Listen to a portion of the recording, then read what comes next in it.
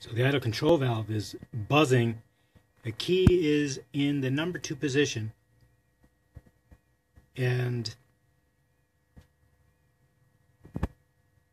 the idle control valve is buzzing. You can feel a vibration. I don't think that's normal.